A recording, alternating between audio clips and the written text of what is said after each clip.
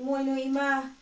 chahong ahongba pinabiramu nachada wata padaba thabiramu sugumba gadi makok tangba jingse changapa pinabiramu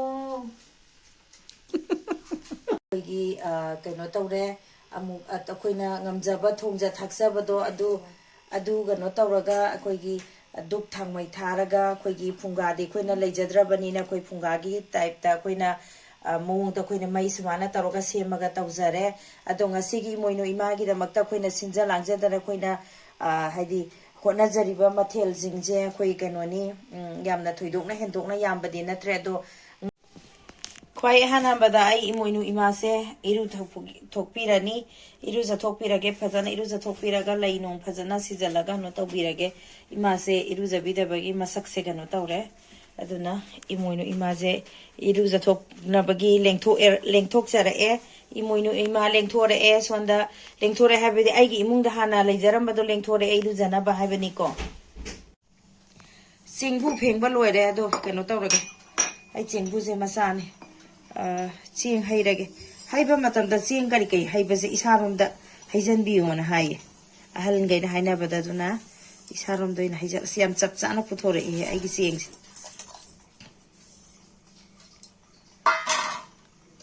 temjan bigano ching ja haijara samana temjan bado ko ado han gaina temjan bado kano tawdena tawhaidena haiduna iji am chap chana pore adu sije kano tawrani aduga sida thangkat pirage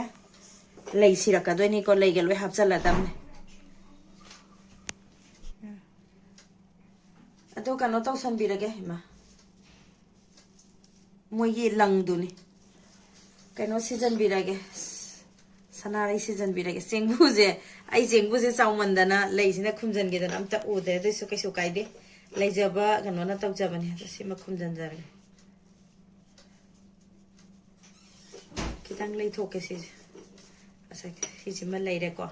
Matang step adum macha adum share tawrake. Nga se loire sonda. Asomdai jota taw. Ai ya. Se nga se khuchau si nga ai pari jiga nga si ka chapma la. Mak pikna uya do si yodana se ai ulo si janta. Hate. Sidagina aigi si yauna sangi. Hati haba na tong. Askali nula myamna na.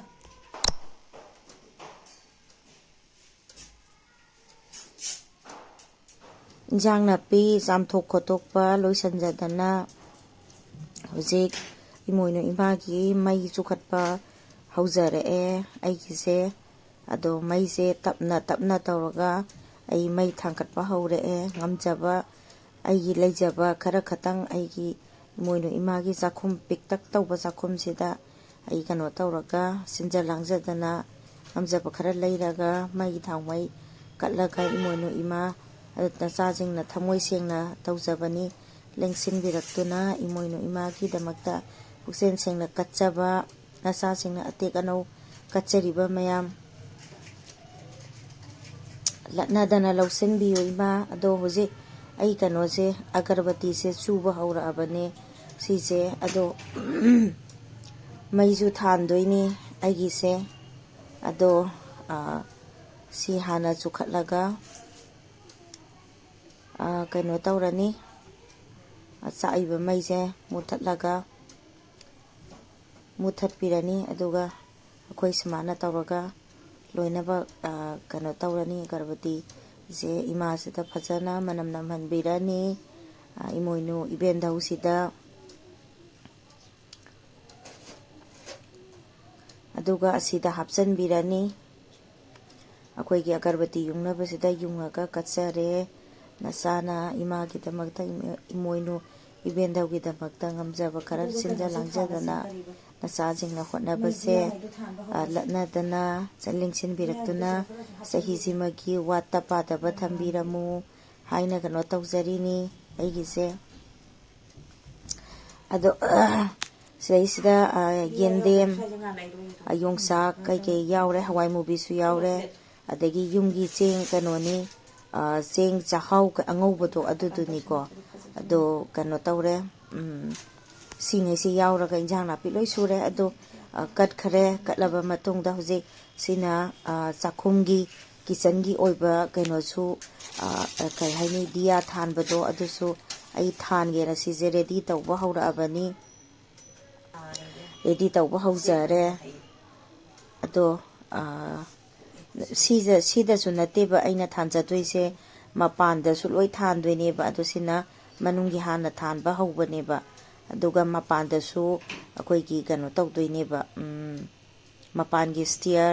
अदेगी थोंजिन करी करीसु मथंग मथंग लोइना थानजरकदोइनी आइगी मैजिंगजे अदो हौजिक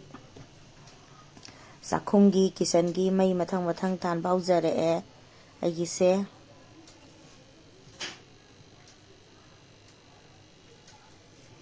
असमान तौदना ऐसे मथंग मथंग थाले अदो जगाजे खरा नातै चादबजिना आइगी पोचै थंबसिंगजे खितंग नातै चाद्रे अदुइ तारगसु मै थानबदी लोइसलए अदो वारोगबा यादे मयाम हापचलगे से हदक चहीगी इमा इमोइनुना से सिगुम ngahakta pubirako oirose oirasi karaidro haptuisa se kara oida hapaino imoinu ima chahong ahongba pina biramo na chada wata padaba thabiramo sugumba gandi makok tangba jingse chaga papina biramo. This is going to be a question. It's actually stopped, but actually went back to.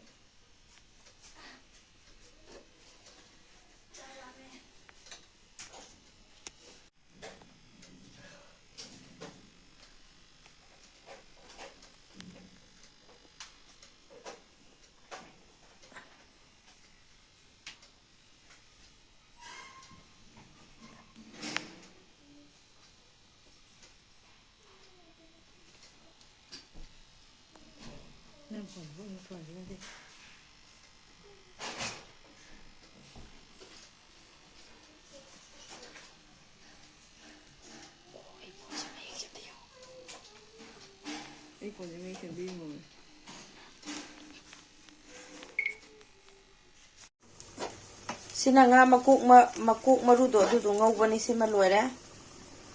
adegi sida kher gi tauri nga thongbasidi mahi hapada ngairi sina iromba futpa loire haidu e sina kher gi yubi kho etu yubi kho pa haure na te ka hairuk ka semba khoi kariba hoi hairuk ka kai semna bagini kaino do kariba Star fruit? Star fruit haiba budhoktre hai agari hainingjo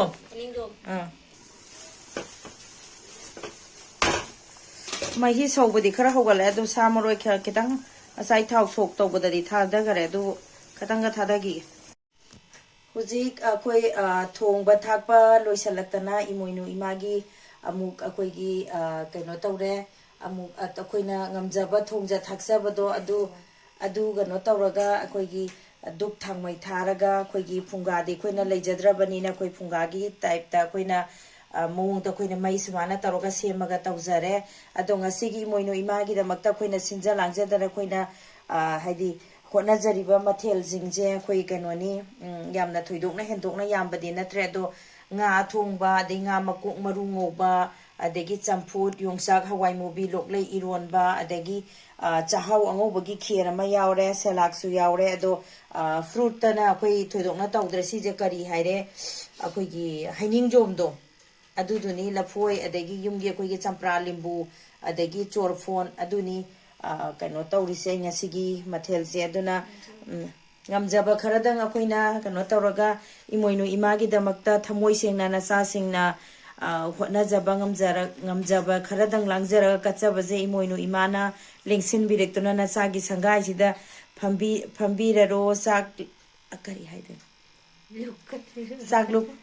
chakluk katpiraro na chana pakraba senga jida semja sajaraga thamme ado sonda imoinu imagi damakta isingju thamme ado asini ngasigi aigi kanose imoinu gi oiba aina video macha amasum memory oinaba namjabase